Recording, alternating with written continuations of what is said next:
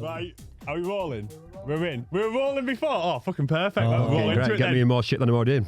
Right, chapter and verse. Barry, Baz, whatever you want to be called. Welcome. How are you? Great, thank you. Good morning, afternoon. Just afternoon. We're a little bit late. All of us a little bit late, but we made it. But yeah, thanks for coming. I know you've come from up north. Donny, mate. Sunny Doncaster. Donny. I haven't been Donny in a long time. Mate, you're not missing out. No, nothing changed, I imagine. No, it's pretty shit. No. Is that near Doncaster, near Rotherham? Yeah, it's next door. That's where I'm from originally. Right, okay. I have friends in Rotherham. Oh. I used to go to Rotherham all the time. Commiserations. Yeah, I did a season in Ibiza with a guy called Macca, and he was from Rotherham, and when we used to go back, we'd all go to Richard. his. Richard.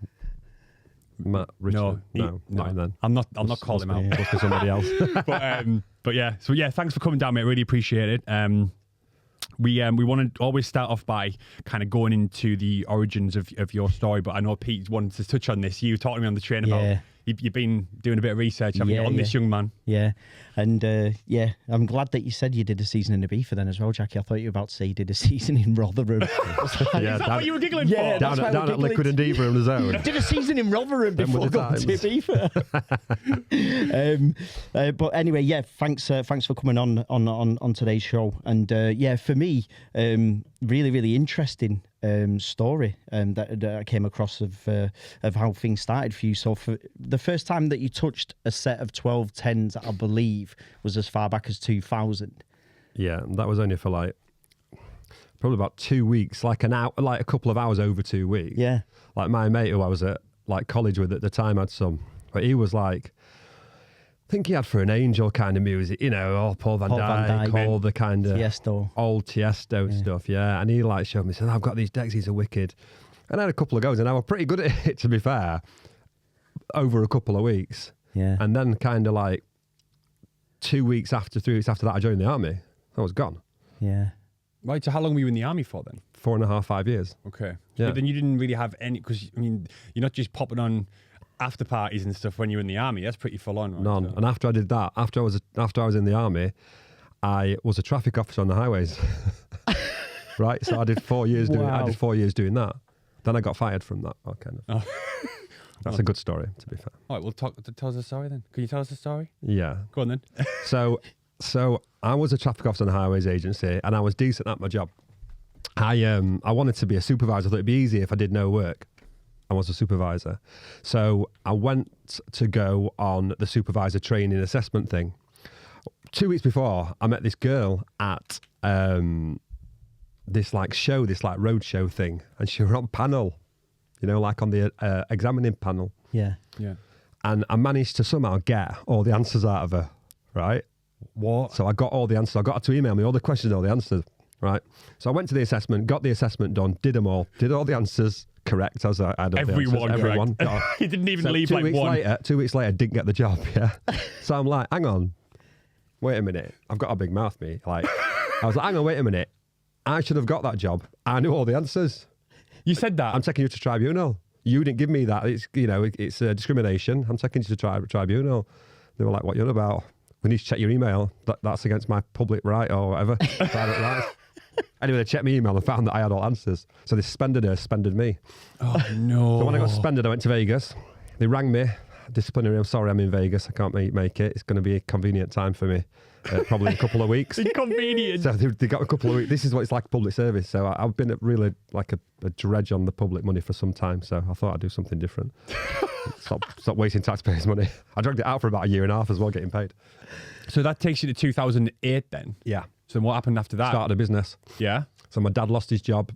Didn't have much money. So I started a business delivering leaflets for people's doors. Wow. For my dad, while I was a traffic officer working 6 till 2 and 2 till 10. Before and after the shifts, I was starting a business doing printing, and I started a printing business, which was big. Oh man, super big. Right. So I had 100. So I had 100 staff. Wow. Yeah, that's definitely big. So so how long did that business still going? Did you exit it? So that business then, I then turned into a full-on party boy. Did no work. Right. Went out buying Ferraris, Porsches, Bentleys. All at once. Not just that one. I wanted simultaneously. I wanted a few. And I kind of got into that world where I was just partying all the time. You know how that goes. Yeah. Eventually, the bubble bursts. I lost control of the business. Kind of business was doing all right. Then it got to COVID. It was doing all right. It was still making money, but not like it was in the heyday when I was full bang at it. Yeah. So I was making a bit of money. I lost interest in the business. I didn't want to do it anymore. It was a stressful situation over COVID and stuff. So I thought, right, I'm done. And I said to the guys there, I said, you could take the business, pay me for 2 years. And in that 2 years, I'm going to be a superstar DJ. And I swear that's how it went. Yeah, that's why we're asking you the question, because obviously I read up with the time gap from when you fit, because the conventional kind of DJ story that you hear very often is, you know, the minute I touched the set of decks, that was it. I wanted to be a DJ. And from what I've read and researched on you prior to this interview, really, really struck me, and I just thought I was saying to Jackie, I'm super interested to have this conversation with you, because that is not your kind of cookie cutter conventional DJ story, and you've just elaborated on so much more there, which is unbelievable. But when I kind of started DJing, I was in a low point in my life where I kind of like spent so much money. Like I spent millions of pounds, and I'm not even joking at that. No, I'm not exaggerating at all with the figures. Yeah, I spent millions of pounds partying on cars, I had a big house, and effectively I kind of lost everything effectively, because, you know, when a business went, the cars went back, the bubble burst. Yeah. And I did keep one all right car, you know, I've got somewhere to live, but everything that I had in that kind of world had gone. And I thought, right, you know, I'm going to learn from this and I'm going to do it different next time, you know. So in a lot of senses, it has helped me being a DJ, because everything that these DJs are all doing, these crazy DJs are all doing, I have done it all. Yeah. Everything times 10 what they've done or are doing. You know, they're going out doing a bit of gear, doing a bit of booze, doing a bit of this and that. I have done it all at the highest level of craziness, you know. So that kind of helps me now in what I do. Because I know what it's like, I know what can happen, because I've done it and I've been through it. You've already had the t-shirt beforehand. Yeah, I know what happened. We were talking about this on your story, and about, it sounds very similar, if you don't mind me saying, about you got to the top of the mountain. That's how you put it in an analogy. You got to the top of the mountain and you expected at the top there was going to just be happiness. Put that in a box, and it wasn't. Yeah, exactly the same. And the bubble burst, similar to Porsches, holidays, different places to live. Yeah, the best holidays, the best, pushing that little bit more, always pushing that bit more, always trying to like push that bit more, that bit more. Oh, might as well do. If I'm going to do it, I might as well do this. But you know what? And this is the truth. I know what I'm capable of as a person, so it never really bothered me, because I always knew I could do it again in some way. So I've done it before from nothing a couple of times. And I've always believed that no matter what I do, when I decide, I've got a little girl, she's 8, and like, so that gives me motivation to like, and it stops me by being that crazy these days. Do you know what I'm saying? That gives me motivation to say, right, well, I'm not gonna let that happen again. There's more than me at stake now, and I'm confident of what I can do. I believe in myself no matter what I want to do. If I wanted to be a TV chef, I believe I could do it. And I'm not, and I can't cook. Do you know what I'm saying? In my brain, I've done it before out of nothing. You know, I deliver lists to people's door. I started printing at home in Staples, you know, 40 quid printer from Staples. You know, in 3 years, I had 3 machines at £1 million each. Do you know what I mean? Like, I've done it before, and I believe that all business effectively is the same anyway. You use the same word there, but 1,000,000 times, or 7 times a million. What am I fucking on about? Is believe. You see how confident he is in his conviction. He is proof of concept. That's kind of what you've done it. But no one believes, and no one believes what you're going to say. You know, when I started doing printing, everyone's like, "We're delivering leaflets." Like you deliver, you know. After a couple of years, they weren't saying it then. They were going. It's interesting, because that's the moment when people start asking why you're going to do that for. For me, I've noticed a lot of people, they say that's the moment where you should do it.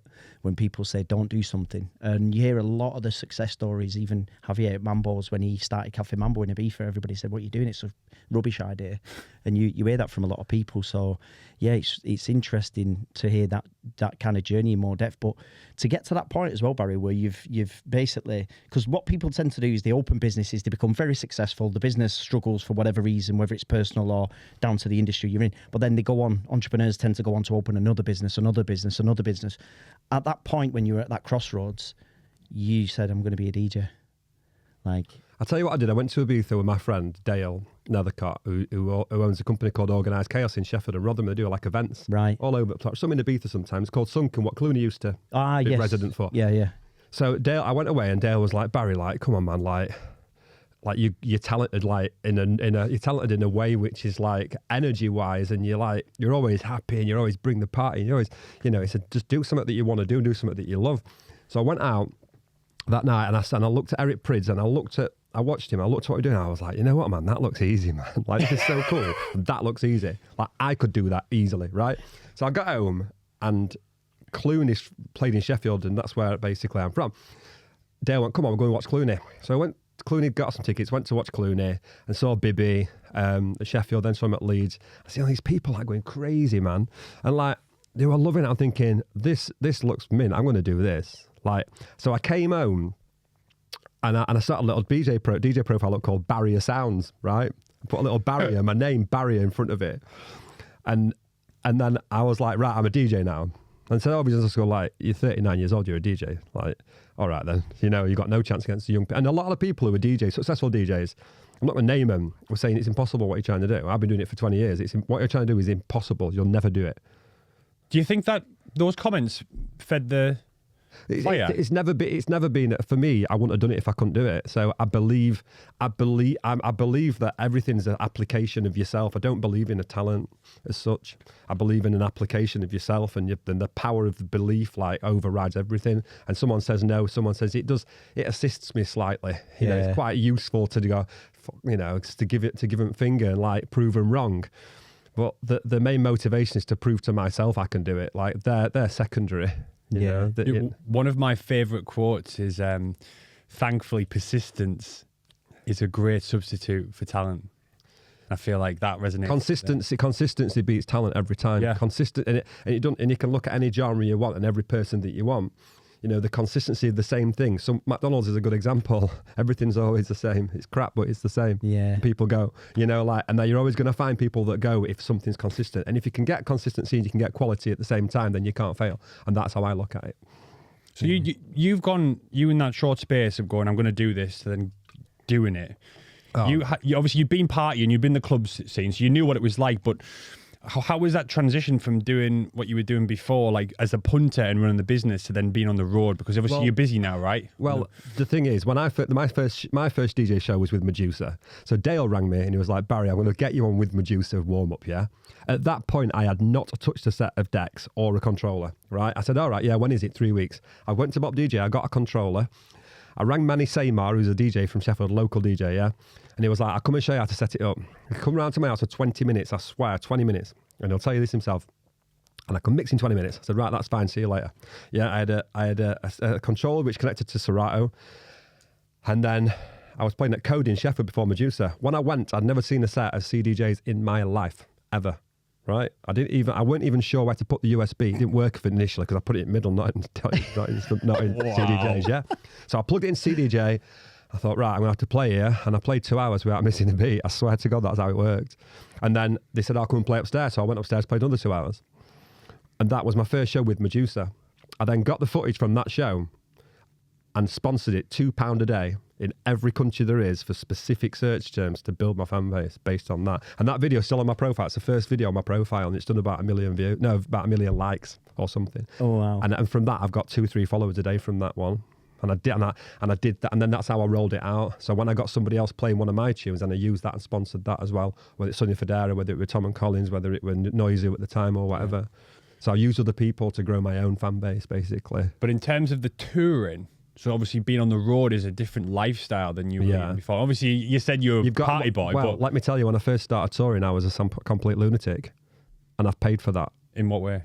Shows. I've lost loads of shows because I've been a maniac at the beginning, because it's a fast thing, you know, going from, even though, like I've done it all before, going from nothing to playing at EDC, which is what I did. Yeah. Like when I played at EDC, I was lit. I was mental. I was crazy, man. I'm not joking. You mean like partying wise? Oh yeah, bad. I mean, when I played at Lights All Night. So Lights All Night's a story. I played at Lights All Night for Donny Disco, yeah. Great organisation, massive. They do all the like Texas, Dallas, all the big festivals there. So I was on the stage. I've got no idea what happened, right? I can't even remember. I was on the stage and I was absolutely banging them down. So I played, it was good. Stayed on stage, saw this to the DJ, was dancing with him, was having like a little rough and tumble with him, you know, like a bit of play fighting. Next thing we're on stage, he's gone, yeah? He's disappeared. So I'm thinking... Who's playing at this time, you or him? Neither of us. Neither of us. Okay. So the headliner, yeah? So next thing, maybe John Summit, I can't remember. So next thing, I've turned around and he's gone, yeah? I'm thinking, where the fuck's he gone, right? So next thing I saw them all, everyone's going, oh my God. I'm like, what the fuck? Like, what's everybody doing? Next thing I looked down on the floor and it was about the height of a house, and I ain't kidding about the height, yeah? And he's on the floor in between two speakers kind of thing. Ouch. Yeah? I'm thinking, how the fuck's he got down there? So I've gone, just don't know. I'm completely oblivious to it. Went back to my trailer, right? Sat in my trailer, had a drink. One of them comes in. You just pushed him off stage. I was like, what? What are you on about? Right? And I swear, I don't remember. So complete blackout. So what happened is I pushed him, and it was black. I thought it was a wall. It was a curtain. And like magic, it gone, right? And I'm not joking. It was like magic. Bless him. Honestly, it was like magic. It was like something out. It was like out of like Darren Brown. It was gone. And I was just like.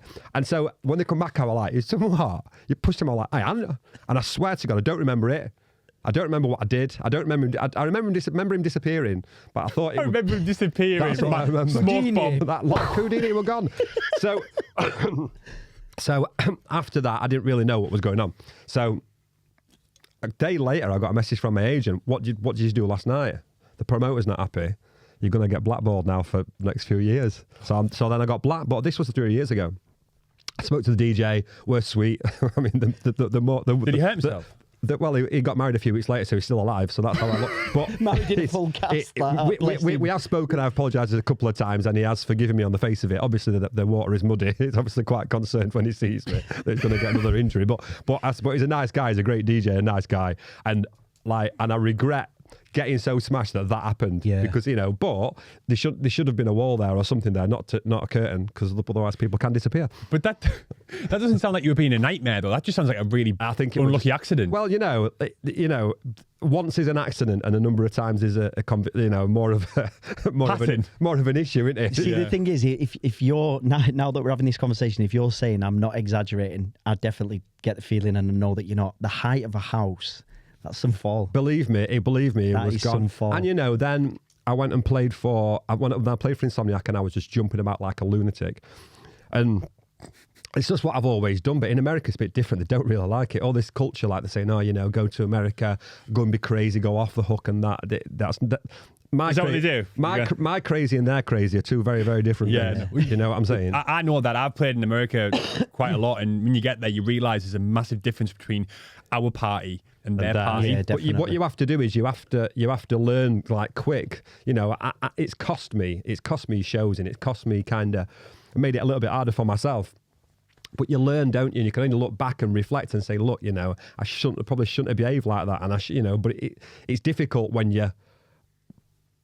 Like it's all put in front of you. You can have whatever you want. You can do whatever you want. Everyone's looking at you. You've got to perform, and it's difficult. You have to get that balance, and it does take some. As it takes some time. It's not something you can just just go and just all of a sudden start being the perfect artist, the perfect DJ. Things are going to happen along the way. Well, do you know what you said at the start, where a lot of artists will say, "Oh, you'll never do it. I've been working on this for 15, 20 years."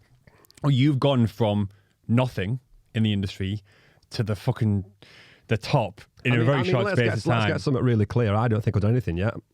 And I genuinely believe that. I think what I've done is nothing. I think I've got a few openings from a few avenues which have come my way. Is it easy? No. Do I have to work incredibly hard? Yes. Do people see that? No. They see what they want to see. They don't see what I have to do to do what I have to do. Do you understand what I mean? What I get does not come on a plate. And I'm not saying this against anybody else, but I'm a 43-year-old white straight male from England. Do you know what I'm saying? I haven't got anything that's in my favour as a collective to say, oh well, let's put him there, let's put him there.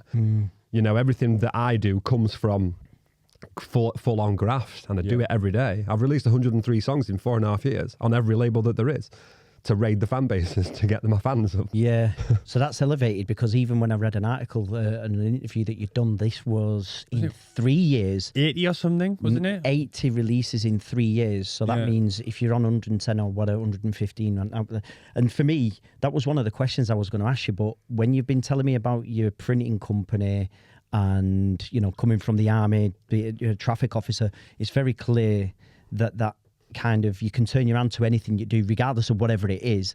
But to do that printing company, I know because I used to have a business where me and my business partners had 550 staff. When you hit 100, over 50 staff's a lot, but 100 staff's no joke. So I know that your work ethic would have to be at a certain level. But doing that kind of release, doing them kind of releases, you've just said it yourself, and it's funny because I think Tony Robbins says it. People are rewarded in public for what they practice for years in private, and I think you're kind of summarising that. But I think this episode is sponsored by Digital Ibiza Rentals, the go-to crew for all your needs in Ibiza. Digital have been the lead concierge service in Ibiza since 2016, and there's a pretty good reason for that too. It's not because they have lovely hair or because they're well-mannered lads.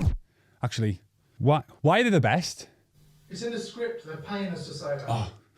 Awkward. Anyway, listen, if you go into Ibiza and you need yachts, villas, private transfers, car hire, club tickets, guest list, or even helicopters, Digital has you covered. And these guys specialise in DJ equipment and sound systems. Listeners of this show get 20% off their first use of the service. Just quote BearChat on checkout and get 20% off. So head over to their Instagram at Digital Ibiza Rentals or to their website, digitalibiza-rentals.com, and quote BearChat to get 20% off. By the way, invites to villa parties are welcomed. Nice one. I think, this is when I had the business, I was the same. I could do every job in that business, and I was never afraid to sweep the floor. You understand what I mean? I would do the lowest of the low jobs, as I still do now. If you knew what I did every day, like on Instagram, I go and try and get a follower by liking the post, something. Even now, I do the same as what I did from day one. Everything that works, however crude it is, I will attempt it. Yeah, and I'll do it. And I'm willing to do anything from my. I went to America 2 weeks ago. I did 2 shows. 3 cities, 2 shows in 3 days, and I didn't go to bed, not once. Yeah. I didn't go to sleep once in 3.5 days. No bed at all. I didn't get a room 2 of the nights. The time difference by going side to side from the country of 6 hours difference, and then the time difference of the shows. Who's going to on my own? Wow. I ain't got no one with me. I've only got my own self kind of. My own self-drive, do you know what I mean? Saying like, I'm good, I'm fine, I'm good. Do you know what I mean? And I was good. Someone like that doesn't need a tour manager, I would say. But to get a tour manager, I'm going to get a tour manager. One starts next month, but that takes time because everything costs money. So irrespective of whether you can't. I do know some people that kind of got a load of dough, just get someone to come with them and it works all like that. But like I know James Ipe. I know James quite well. The same. He never had a tour manager for a long time. It doesn't work out. If you're getting $5,000 for a show in America, it ain't enough. Oh, no, if you've got to pay for flights. Let me tell you, you've got to pay flights. The withholding tax is 30%. The agents are 10% and 15%. So if you're getting $5,000, you're going to come home with about $1,000. And that's how it is. That is the reality of it. Also, it's not as people see. So, I see everything together. I've got record deals. I've got bits and bobs. I've got PRS. I've got all the production I do for bigger artists. I've got money. I've got that. Mine's like a multi-revenue stream coming in from all over. That's how I do it, by doing a number of things, by putting the releases out. Because now and then I might get a couple of grand from that release and $1,000 from that release and 200 from that release, and it all adds up in the end. When I spoke to Mark Knight, he said about creating your octopus. Have your different legs.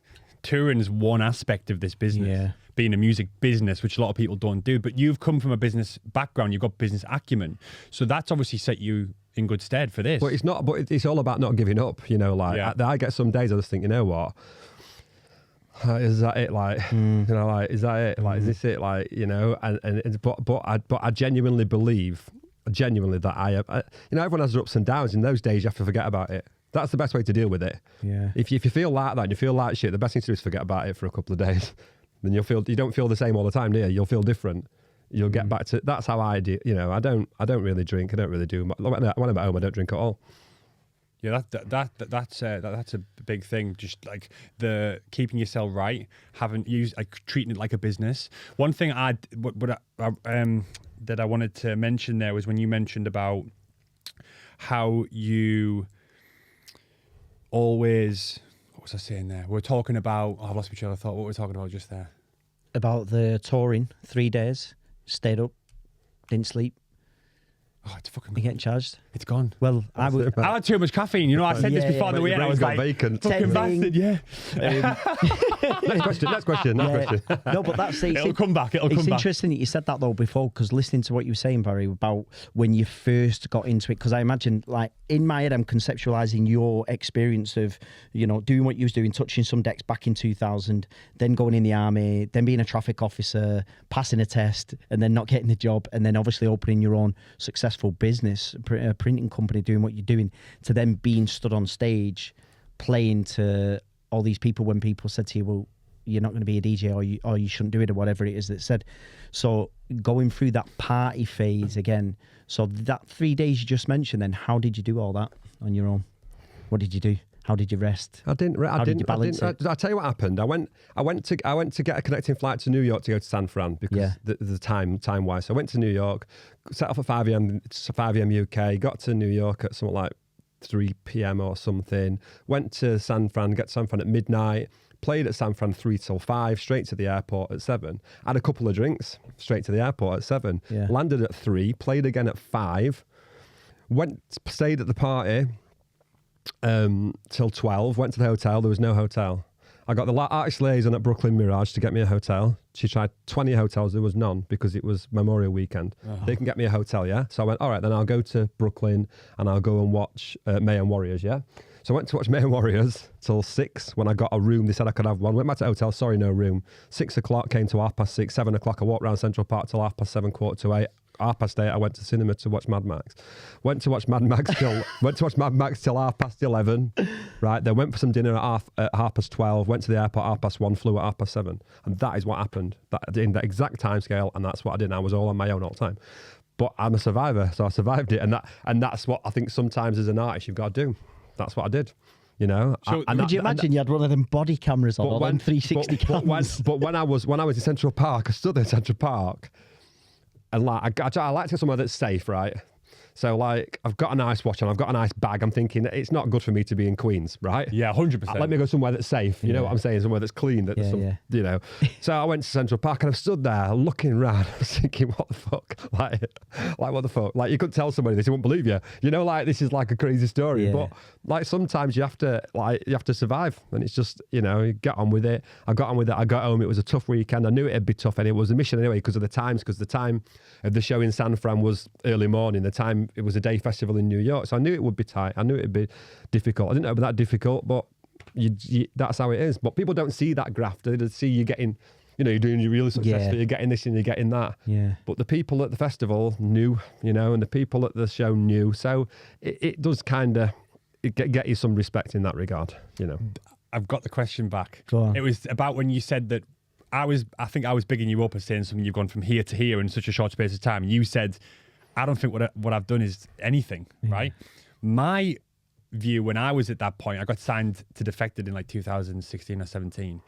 And in my head, in my young, immature head, I was like, I've made it. I'm done. I'm going to cruise now. And I did. And that's what happens to a lot of people.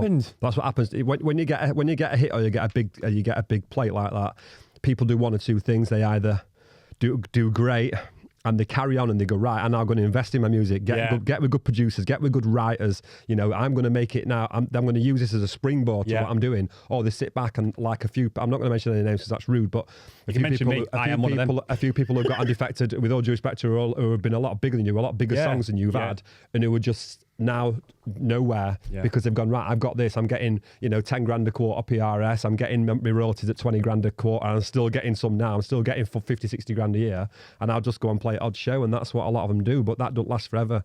No, you know, so it don't last forever, it phases out, and then you end up thinking, oh, like, where's it all gone wrong? Like, where's it all gone wrong? Yeah. I wish at that time when I had that opportunity, so I don't believe I've done anything yet. And, you know. So on that note then, there's two ways you can look at this. You've got the vision that you've got where you want to be, or you just go and seeing what happens. How you looking at everything? The thing is with me, I've done all this without having a hit, and that makes a massive difference. It's a lot harder if you haven't got a hit. Having a hit is is a lot of fortune, it is pot luck. Making as much music as I do, I know it's pot luck. Dropping on the right sample at the right time is pot luck. Numbers game. You know, people come out with a hit out of nowhere, you know, out of TikTok or out of, you know, just having a reel of Instagram that goes 40, 50 million. Yeah. That's pot luck. So that doesn't guarantee you nothing. Pot luck guarantees you nothing. What does guarantee is if you're consistent and you keep going and you keep releasing good quality music, you know, I believe at some point all my hard work, which for me at the moment has done me a fraction of what I believe is possible. I believe it's possible to be up there with the biggest of them, and only once I've got as achieved as much as I believe I'm capable of. I mean, with all due respect, what everyone else tells me on a daily basis does not go to my head because it doesn't even resonate with my brain. You know, like, oh, you've done this, you're a mate, you're killing it and all that. To me, if anything, I'm failing a little bit. And that sounds stupid, but that's how I feel. No, it doesn't sound stupid. That's how I feel. I feel like, you know, if people do a lot better than me, then I'm failing. I need to work harder. And that kind of humility is what I believe will make me stand out in the end. Well, it clearly is now. And I also think there's nothing stupid about that or silly about that. I think one of the features of highly impactful people is the crippling sense of insufficiency, never thinking that you've done enough, never thinking that you've achieved enough, and always striving for more. And that's exactly what you've just said. You're in a way, to shorten it, you're never happy. Yeah, I don't believe I've figured it all out yet. No. I feel like I've blagged my way to this position out of... That's so interesting. You know what's interesting is I believe I've blagged it, and I believe that most people that I'm now dealing with, whether it be Steve Aoki, Dimitri Vegas, James Hype or whatever, they have all come to me. I have never gone to anybody else. I've only recently had the confidence to go to other people because I don't want to appear to be like begging people. That's why I've never done it in the past. Yeah. I don't want people to think that I am begging them for stuff, like I need it. Like, what are they coming to you for then? Just if I've got a record, they'll say, oh, let's do a record together. We do some more prod for me. We send some, you know, James, before he got super big, sent me a load of collabs and I didn't like any of them and I said no. Mm-hmm. That's an honest thing for me. I'm quite an honest artist, you know, and like I don't regret that. You know, I turned down a lot of DJs, and that don't do you any favors because you're not playing the game. You're kind of like snubbing them by turning them down. But I've only turned them down because I don't believe that. It's a weird thing. It's like a confidence thing in myself of if you're bigger than me, then why would you want to collaborate with me? Yeah, and it sounds a bit weird. I know what you mean. It's that internal dialogue, isn't it? That I'm not really at my potential. Like you said before, I believe I've done nothing. So you're downselling yourself. So that internal dialogue, I get it. So now I'm quite happy to go to people and go, oh yeah, or I'll collab with you or whatever. And I'm quite happy now. I feel like I've got something to offer now. Wow. A year ago, 2 years ago, I didn't feel like I had anything to offer. You know, I felt like, oh well, if I do this, like, what's it really getting you? Not getting you anything, so why would you want to do it with me? It's weird. I can't say the psychology of it because I don't understand it. I'm not a psychologist, but that's how it was in my brain. Now, Dimitri comes to me, let's do a collab. All right, now I'll send him stuff, yes or no, no, yes, whatever. Same with Steve Aoki, the same with, you know, someone like Own Boss or Matt Cesario or something like that. You know, they're all really keen to do stuff with me. And I feel like I've earned that respect by producing good music over the space of 5 years almost, you know, a consistently good music. Yeah. You know, imposter syndrome rings a bell there. Yeah. Because you probably were at the level where you could have reached out, but you didn't believe that you were. So that's imposter syndrome. It's very difficult when you're that kind of outgoing person to know where the line of outgoingness has to stop. and do you understand what I mean? Big time. People are paying you to go to places and spread your energy, right? And that's cool. But where does the energy have to stop? And it takes a long time to kind of regulate and see where you actually should, you know, where you should be operating at. It's difficult to explain in words, but yeah, I think you understand what I mean. Yeah, definitely. Well, it's mega interesting just hearing you go into. Because I'll go into a show like a whirlwind, like there's no one else there. Do you know what I mean? Like I'll go in like a tornado. You remind me of my mate Wardy I used to go partying with back in 2000. We used to go Sankey's. He was the guy who took me around Ibiza back in 2000. You remind me of him, your energy and your confidence and stuff. But you're always talking about belief and your work ethic. And I think that with the number of, so like obviously the controller, you bought it and you plugged it in, and I read somewhere that you just literally used it for 3 weeks straight so that you could DJ and you went and did the gig. When you started producing, I know Your first track was called Dreams. Yeah. Is there any deeper meaning behind that title, by the way? Because it's interesting that it's called that. Yeah, well, that was the idea because it was a dream, yeah. That was it. At the beginning, track that one. was the beginning, yeah. That was the beginning. And what happened with that track, it was initially kind of going to be like a vocal. I heard James Hype do a remix of it, but he had the vocal in it. I thought, you know what, I'll take the vocal out and I'll copy what Martin Ikin did with Hooked. Right. You know, baby, make your mind up, give me what you got. And then whack, that's exactly what I just copied it, effectively. And it worked. It worked. And it worked. And you know that song though. When the guy from Mood Funk, Angelo Ferrari, got that song off me, he was like, Barry, I'll give you €100. You'll never make any money, but I'll give you €100 for it just to pay for your time and pay for it mastering. Yeah, that's what he told me. And I don't know how much it's made him. Probably not a fortune. It might have made a few grand or something. You know, it might have made him $5,000 or $10,000 maybe even. I don't know, but.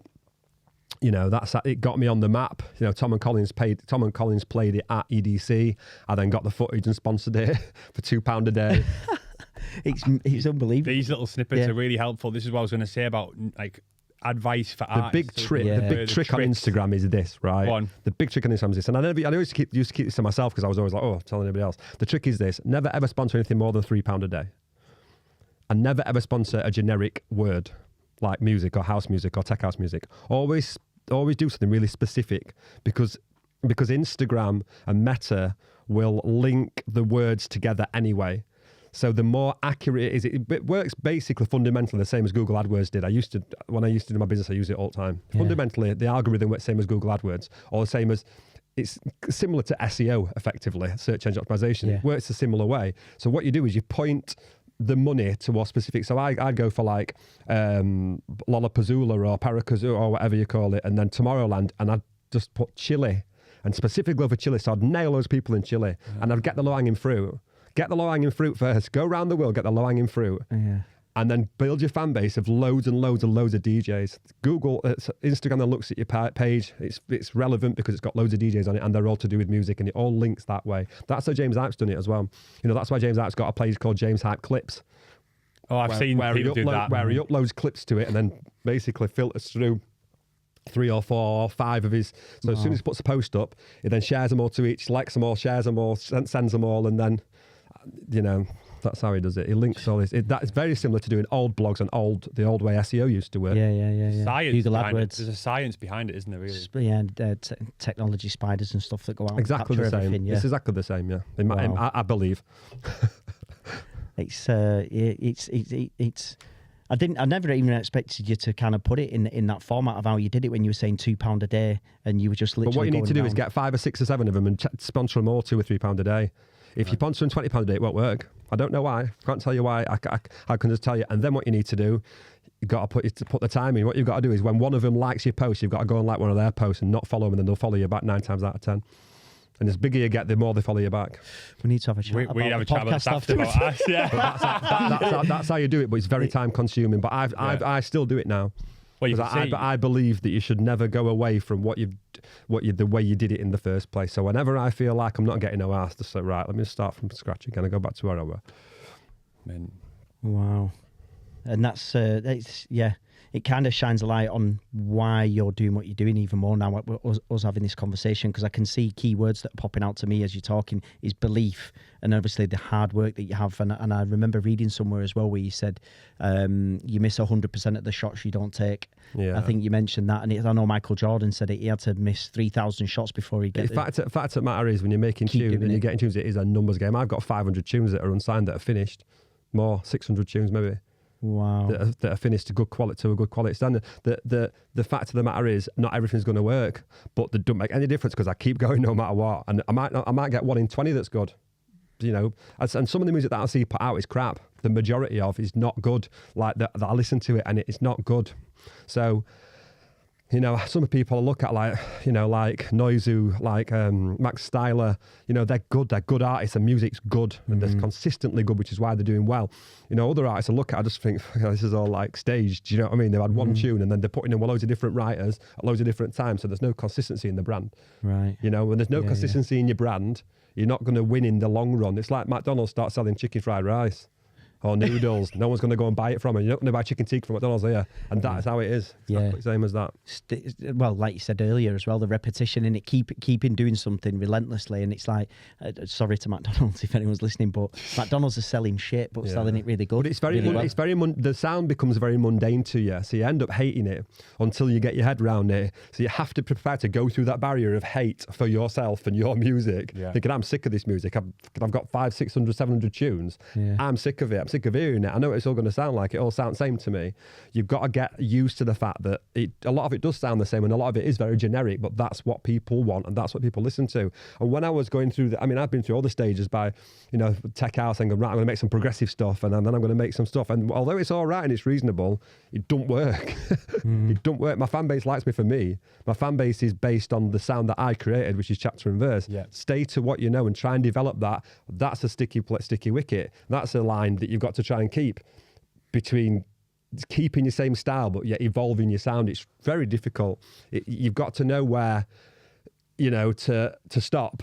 Because I could develop my sound so much that I ended up doing progressive or ended up doing melodic or ended up, you understand what I mean? Or ended up doing trance or whatever. It's very difficult. And that's one thing that that I always struggle with is that saying, right, what am I going to do next? To develop, but yet stay the same. Yeah, be authentic. Everyone who's got they stay the same, but it's very difficult. Everyone who's got longevity in this business, and we've spoke about this at nauseum, they've just stayed true to themselves. Yeah. And everything comes back around. Yeah. Everything comes back around at some point. It's like fashion, isn't it? Listen, we haven't got much more time. I know you've got to get back to the train. But I'm really excited to see where you're going to take this. If you're saying this is nothing, I'm excited to see where you're at in 1 year, 2 years, 5 years. I just want to ask something real quick and a short answer back from you, if possible. When was the first time you sat down behind a computer and actually started working on production? 5 years ago. 5 years ago. And how long was it from that moment to when Dreams was released? About 9 months after. 9 months. And then from there on, how many releases now today, roughly? 104, 6. And you've got 500 that are just... The problem is that you're always trying to, if you have something that's successful, you're always trying to replicate it. Yeah. Lights Go Out is a great tune, right? A timeless great tune. It's still doing 5,000 streams a day, right? That tune. And Ashes as well. When I made Ashes, everyone's going, this is never going to work. It's trance, it's mixed with tech house, yeah? And I was but it's completely different. That song's still doing 1,000 a day. Not a lot, but it's done 10 million. Interesting. And it's an underground tech house. Yeah. So I'm trying to, right, I can stay back on that. So I stay back on that, but it's difficult. I believe that give me a couple of years and I'll have figured it out better. But as it stands now, I'm still getting my head around it all. When I figured it out, if I have a hit, then... No. When... Yeah, when I have a hit, everything's going to change because I know what to do with the money and I know how it all works now. So when I get a hit, when it comes, I believe that I'll take over the world in tech house, and I genuinely believe that. I haven't been fortunate enough yet to drop on anything, drop on the right sample, drop on something that's gone viral. When I do, then I'll show people exactly what it's about. Wow. We'll leave it there. And I promise that. Great answer. Well, before we finish, we have a tradition on this podcast called Pass the Book. Do you want to get the book? Do you want me to do it? Go on. Well, we've remembered the book today. Yeah, we remembered it. I fucking never remember it. Nursery rhymes. It's actually perfect because I know we spoke and you said you don't really read that much. There's not many words in it. It's just full of pictures. Yeah. It's Where the Wild Things Are. And this is chosen by Judge Jules. Oh, by Judge. You. Yeah. Thank you. So that's from the Judge. From the Judge. He was in here last week. Yeah. And it's 60th one of his anniversary edition. It's one of his favourite books. And so, that was his choice. He said something, I try to remember the one liner. He said, the reason why is because it should have been a rave. It looks like, when you looking at the pictures, it looks like... It looks like me going to a show. Looks like me walking away from a show. Apologising to all promoters. Well, chapter and verse, Baz, thank you very much for being here, mate. Really appreciate it. Anything else you want to plug before we go? Anything else coming up? Anything? No, next single out is chapter and verse, Steve Aoki 2x2 on Steve Aoki's album. Nice. It's out in 2 weeks. Amazing. And then some stuff with Ultra, and then a song with Piero Perupa, who when I first started was a big inspiration of mine. So that's great. Amazing. So yeah, and then probably got another 4 or 5 releases in this year. So I'm just trying to. I've got some good stuff. I'm just trying to work it all out. So to clear a few samples and stuff. So yeah. Well, congratulations to everything so far, mate, and looking forward to the next year or two. Let's see. See you in 2 years. Yeah. Yeah. Thanks everyone. Yeah. Thanks for coming on. Cheers, guys. Thank you.